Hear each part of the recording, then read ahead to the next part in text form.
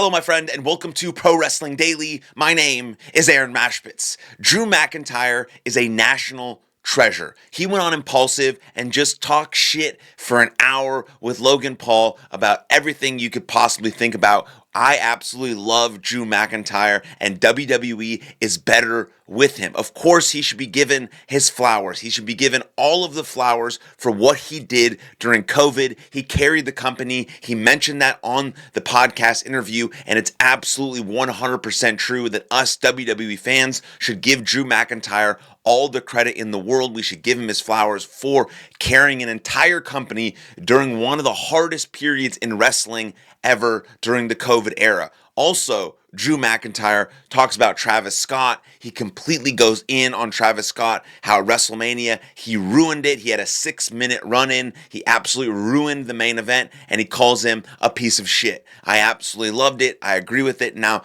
this was a cutthroat type interview on Impulsive for Drew McIntyre. Now, I don't know if he was in full shoot mode, if he was doing a work, if he let people know what's happening, because Impulsive is now a WWE sponsored podcast. They tell Drew McIntyre just to absolutely go all in. You have to think that most things in WWE are a work. They're planned, they're structured, they have a purpose, right? Or did Drew go on there and just say, fuck it, I'm going all in. I'm going to say whatever I want, whenever I want, how I want to say it, and we'll see how the chips fall. Maybe a little bit of both. Maybe the structure was, I'm going to come off that way so that I can gain more attention, more heat, more publicity for whatever I'm trying to do heading into SummerSlam with Logan Paul against Jelly Roll and Randy Orton. But Drew McIntyre calls Travis Scott a piece of shit. He absolutely says how bad the run-in was and how bad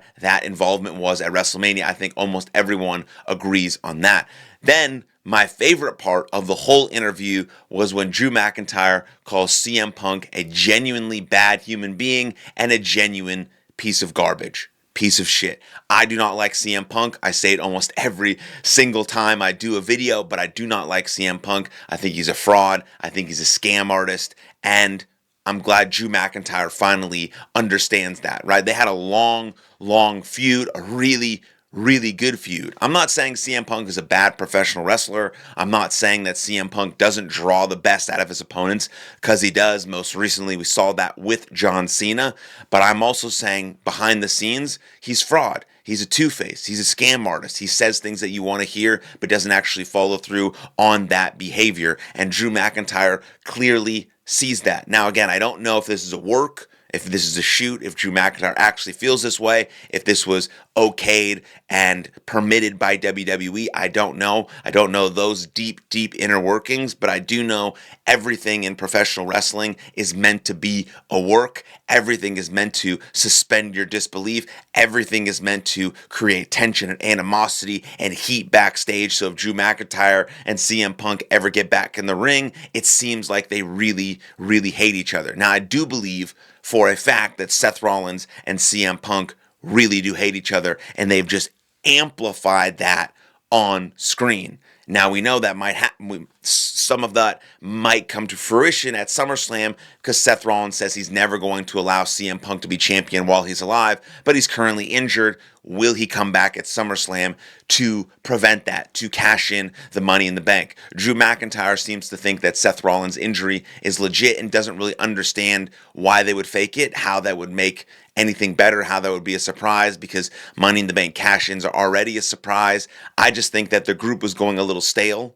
Paul Heyman, Breakker, Reed, Rollins, nothing was really happening, so they create this injury, create the buzz, create the mystique. People keep talking about it. Now it gives more spotlight to Brunson, Breakker, and Heyman, and then boom, at SummerSlam, Rollins makes that mysterious return, and potentially Breakker and Reed beat Roman and Uso in a tag match. I don't think that's going to happen, but it's a potential, especially if you want Breakker to be the future star of WWE. I don't think they're going to win. I think Reigns and Uso are going to win. That match hasn't been announced, but it will be announced, and I think Reigns and Uso will win. And then Drew McIntyre it was just a fantastically entertaining interview, and the best part about it was, well, I think the calling CM Punk a genuinely bad human being and a genuine piece of shit was my favorite part. But he also made a very good point that he thinks 85% of WWE talent don't look like they should be on a WWE roster. They look like they should be working at, I think he might have said McDonald's. Let's insert some fast food joint there.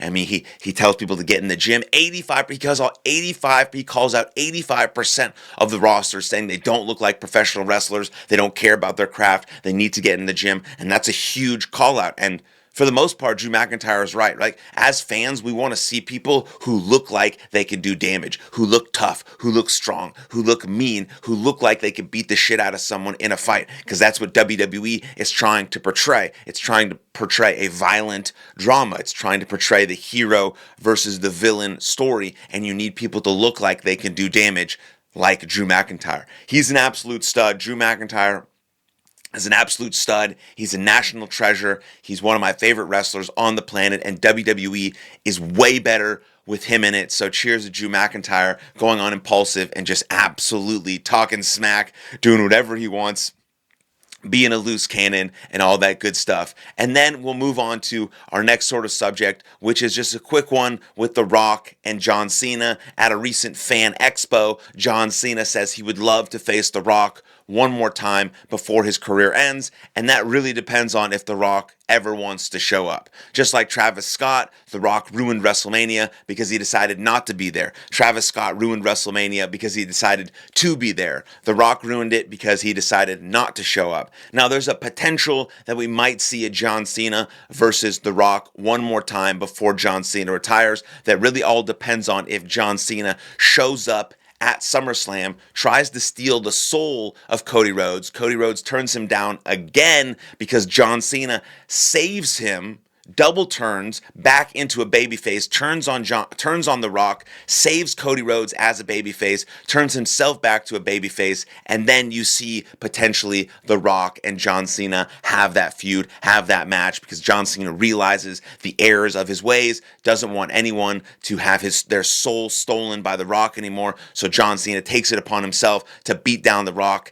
and they have their one last match on John Cena's farewell tour. That's really the only way I see it happening. Or you just have this sort of random, let's just do it. The Rock versus John Cena, let's do it on the farewell tour. Let's make it happen. But WWE generally doesn't do anything just like for random. And so they may build that up, or it may never happen, because the big time rumor is that Gunther will be John Cena's very last match, and Gunther will retire John Cena, similar to how he did Goldberg. And I hope also Gunther retires CM Punk at SummerSlam, which won't happen. But the actual rumor is that Gunther will be John Cena's final opponent. So let me know what you think in the comments down below. Then like this video, subscribe to the channel, and I'll see you guys next time. Lots of love. Cheers.